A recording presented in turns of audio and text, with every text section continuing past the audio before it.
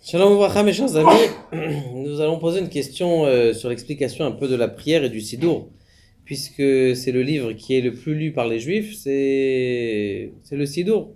On lit plus dans le livre de prière ou dans le Patah Eliyahu que dans la Torah ou que dans les Gemara ou ces choses-là. Donc la question qui se pose, ça veut dire quoi? Anotel la servi bina la vrin ben yom ou ben laila. On donne la servi, c'est-à-dire au coq, bina l'intelligence, de voir la différence entre le jour et la nuit. A priori, pourquoi est-ce qu'on fait cette prière le matin de savoir différencier le jour et la nuit? Il y a beaucoup d'animaux qui savent différencier le jour et la nuit. Pas besoin d'un coq qui vient et tu vas me dire c'est pour le réveil. Aujourd'hui, il n'y a pas tellement de personnes qui se réveillent avec le coq. Peut-être encore les gens qui habitent dans les Ishuvim ou les gens qui habitent à la campagne. Et j'imagine que leur coq, il fait pas assez l'affaire parce qu'ils ont besoin de se réveiller un peu plus tôt, un peu plus tard.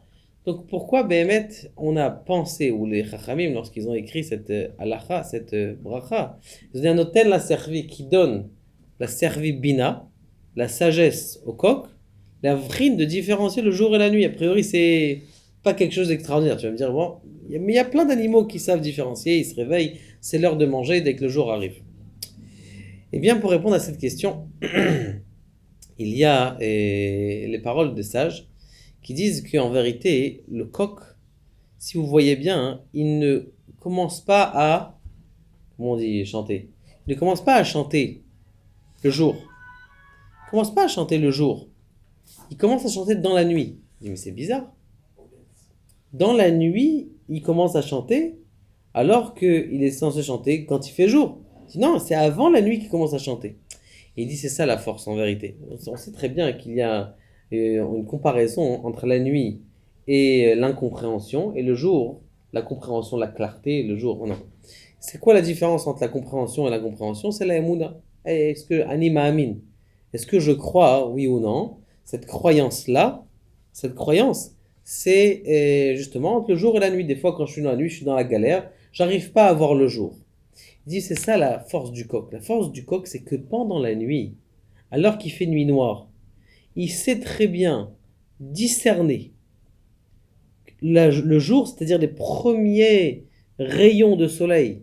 Parce que même dans notre galère, on a toujours une petite espoir de quelque chose. Cette émouna là qu'il a, le coq, spécialement que les autres animaux, qui savent aussi différencier. Par exemple, la chauve-souris, dès qu'il sait le jour, elle sort plus. Elle sort que la nuit. Elle sait elle peut pas supporter. Parce que justement, le coq, lui, pendant la nuit, il sait différencier, il sait trouver les moments de clarté. Et c'est pour ça qu'on te dit, c'est la première bracha une des premières brachas qu'on te fait le matin. La servi bina la vrin ben yom ben laila. Même sache que tu sais que tu es dans la galère, tu te lèves et tu es dans le ghetto, tu te lèves et tu es dans les camps de concentration. Sache, il y a un petit peu, il y a une lueur. Il y a une lueur d'espoir. Apprends à regarder, même dans l'obscurité, à Kadosh Baruch Hu, la émouna que tu dois avoir, que Kadosh Baruch Hu, il va t'aider.